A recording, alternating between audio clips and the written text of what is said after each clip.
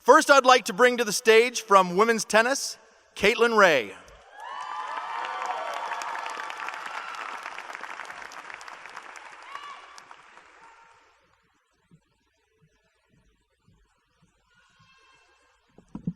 Thank you, Rick. Good evening, everyone. I'm incredibly honored to have been given the opportunity to speak with you tonight. First, I want to thank our athletic director, Dan Guerrero, Dr. Christina Rivera, and every member of the faculty and staff within the UCLA Athletic Department for the support and long hours that you've invested in making our student-athlete experience so special. We would not be in this position without you.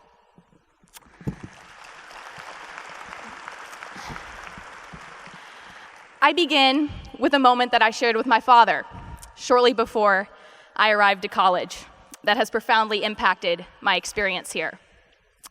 He said, "Kaitlin, I have one and only one thing to say to you. Make sure when you wake up in the morning and look in the mirror, the person staring back at you is you, not the person anyone else in this world wants you to be. This world can take our physical gifts and attributes. It can strip us of things. But my father taught me that it cannot touch our convictions, our integrity, our moral compass, and our character. The four things that have been tested enormously by the university experience, in which every temptation and distraction has been thrown at us. For me, the true Kaitlin Ray is the girl who chose as a freshman to start her tradition of bringing a book into the ice bath and reading during those 10 minutes of torture. This not only meant that I forfeited the opportunity to make small talk with good-looking male athletes and thus boost my social capital, but it also made me the frequent target of friendly ridicule, such as, "Hey, what's up, bookworm?" So, while the infamous stack of flashcards that I carry around may have resulted in a slightly less robust social calendar, that is who I am. It is different for us all, but the key is having the courage to be you, whatever that may look like, day in and day out. Those you lose along the way because you chose not to conform will at the very least respect you, which is something to which momentary popularity simply pales in comparison. May we continue to have the courage to be different. I now move to the final theme that I wish to leave with you tonight. Namely, what legacy do we want to leave to this world? What is it that we truly want to be remembered for? I borrow from New York Times journalist David Brooks when I say, a distinction must be drawn between spending your life, building your resume, and building your eulogy. Records and championships win temporary accolades and admiration, but they certainly do not define us, and they are not meant to serve as the foundational elements of who we are, the person we want our family members and friends to remember when our time is up. The traits that my father taught me to fight to preserve in the mirror each morning are not coincidentally the same elements on which a legacy that we can be proud of is built. As athletes, it will be our tendency to bring the same qualities that made us great in our respective sports, the ability to work, to grind, to embrace pain, to our future endeavors.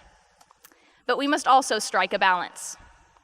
After all, the next game, the next play was never guaranteed, and neither is 40 years from now, 20 years from now, or even tomorrow.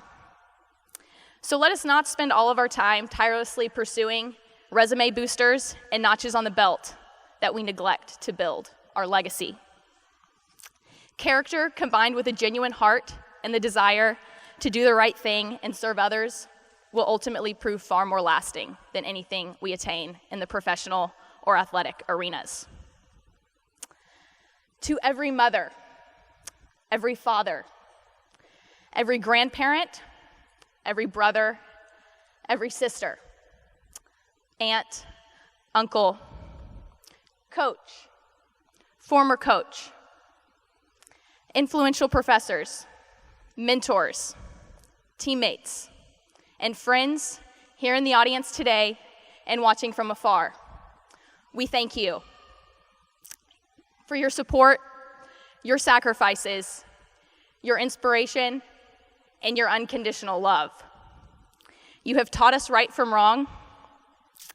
You have showed us what it means to get up every day and sacrifice for the people you love, and you prepared us to succeed at UCLA. I now challenge myself and the extraordinary group of men and women that sit before me to be like the man in the arena to whom President Theodore Roosevelt referred, who, quote, spends himself in a worthy cause, who at the best knows in the end the triumph of high achievement, and who at the worst, if he fails, at least fails while daring greatly, so that his place shall never be with those cold and timid souls who know neither victory nor defeat. This university has taught us to dare greatly. In doing so, let us first never forget what our parents taught us. Speak with conviction. Maintain your integrity. And above all, be yourself. Let us also not forget, as employers are reading our resumes, that someday the world will be reading our eulogies. What will yours say? Thank you so much.